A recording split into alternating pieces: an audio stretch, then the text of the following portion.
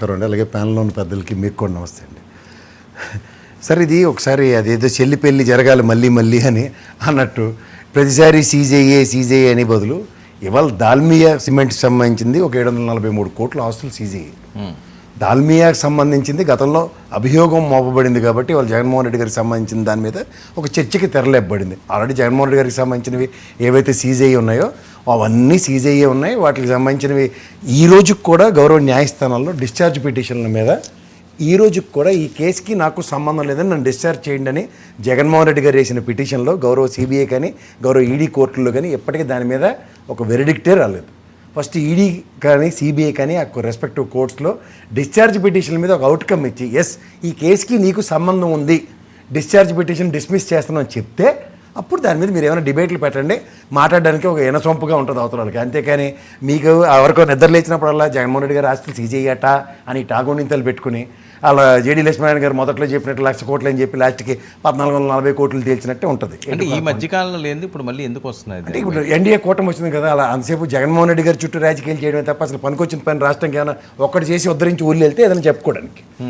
రోజా గారు తిట్టారు, లేకపోతే అల్లాలు తిట్టారు, పోసాని కృష్ణమురళి గారు తిట్టాడు, ఇలాంటి పనికిమాల చేత తప్ప పనికొచ్చిన డిబేటబుల్ టాపిక్స్ రాష్ట్ర ప్రయోజనాలు ఈ విధంగా పరిరక్షించబడుతున్నాయి. ఏమనంటే 2019 నుంచి 24 వరకు పనికొచ్చి మాట్లాడరు, ఇప్పుడు మాట్లాడలేదనా మీ ఉద్దేశం? అంటే 2019 నుంచి 24 దాకా అయితే రాజధాని దాని అడావుడి అట్లీస్ట్ భూములు సేకరణ అలాంటి ఒక అచీవ్మెంట్స్ అనే కనబడ్డాయి. ఇప్పుడు ఈ రీసెంట్ 11 months టెన్యూర్లో అచీవ్మెంట్ ఒకటి చెప్పానండి, other than blaming Jaganmohan Reddy, అలో లక్ష్మణ జగన్మోహన్ రెడ్డి చుట్టూ ఏడ్చుకుంటూ తిరగడం తప్ప.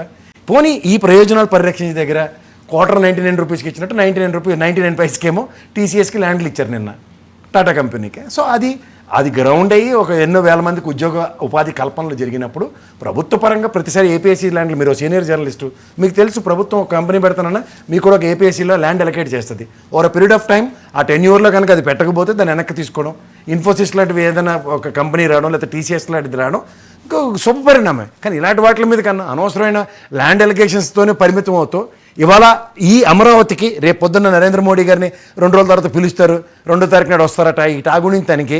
అట్లీస్ట్ మా బాలకోట గారు లాంటి వ్యక్తులు ఎప్పటి నుంచి ఉద్యమంలోనే ఉన్నారు, ఆయనైనా కొంచెం సంతోషించేలాగా శాశ్వత రాజధాని అమరావతిని గజెట్ తీసుకురామనండి. ఎలాగో చెమ్ము నీళ్ళు మట్టితో ఏమో ఉపయోగం లేదు మాకు, ఆల్రెడీ మా మొహాన పోశారు కాబట్టి ఈసారి శాశ్వత గజెట్ అయినా తీసుకొచ్చి ఇది అమరావతి శాశ్వత రాజధాని చెప్పమానండి. ఏదనంటే కోర్టు తీర్పిచ్చింది ఇలాంటివన్నీ మాకు తెలుసు. ఎంతసేపు జగన్మోహన్ రెడ్డి గారి చుట్టూ రాజకీయాలు కాలక్షేపం చేద్దామంటే ఇది ఒక వెసులుబాటు కింద తీసుకోవచ్చు. డిశ్చార్జ్ పిటిషన్ల మీద ఎవరైనా మాట్లాడదామంటే నేను కూడా లా చదివిన పాపానికి ఖచ్చితంగా నేను చెప్పగలను.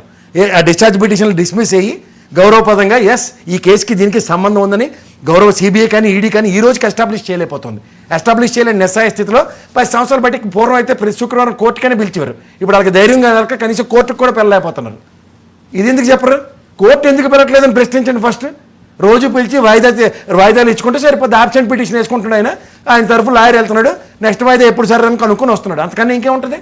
ఎందుకు నెక్స్ట్ వాయిదా గురించి వస్తున్నారంటే వీళ్ళ దగ్గర సబ్స్టాన్షియల్ ఎవిడెన్సెస్ ఈ కేసుకి ఇతనికి క్విట్ ప్రోకోలు తోటకూర అనే అభియోగాలు మోపు కూర్చున్నారు. అభియోగాలను శాశ్వతంగా పరిష్కరించాలంటే 4 రోజులకు ఒకసారి తీసుకొచ్చి చర్చ పెట్టడం కాదు, శాశ్వతంగా ఈ కేసుతో ఇతనికి సంబంధం ఉన్నాయి, ఇవి ఎవిడెన్స్లు.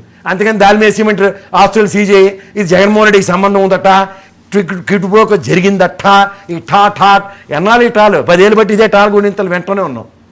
అంటే రాష్ట్ర ప్రయోజనాల పరిధి ఇది సిబిఐ పరిధిలో ఉంది, ఈడీ పరిధిలో ఉంది, రాష్ట్రానికి సంబంధమే లేదు. కనీసం పోలీస్ డిపార్ట్మెంట్ కూడా దీని మీద రెస్పాండ్ అవ్వాల్సిన అవసరం కూడా లేదు. సో అలాంటప్పుడు జగన్మోహన్ రెడ్డి గారు అరెస్ట్ అవుతారు, ఇక్కడ మా కేసీఆర్ అరెస్ట్ అవుతారని నేను మీరు భూమి పుట్టక నుంచి ఇంటూనే ఉన్నాం. లాస్ట్కి ఈ ప్రభుత్వం ఊరికి అడావిడి చేసి కేసీఆర్ గారి ఫ్యామిలీని కూడా పట్టించుకోవట్లే, ఈ రేసింగ్ ఇలాగే ఇది కూడా. ఈ ముఖ్యంగా ఈ సిబిఐ ఈడీ కేసులకు సంబంధించిన విషయంలో చర్చనీయాంశాలు దేనికి లేస్తున్నారో ఒకసారి చెప్పుకోమండి ఎవరు. నేను బాలకోటి గారు దీనికన్నా మీకు ఇంకో మాట చెప్తా. గౌరవప్రదమైన సుప్రీంకోర్టు చీఫ్ జస్టిస్ రమణ గారు కూర్చున్న వెంటనే కూడా మొదలెట్టారు, ఇంక అయిపోయింది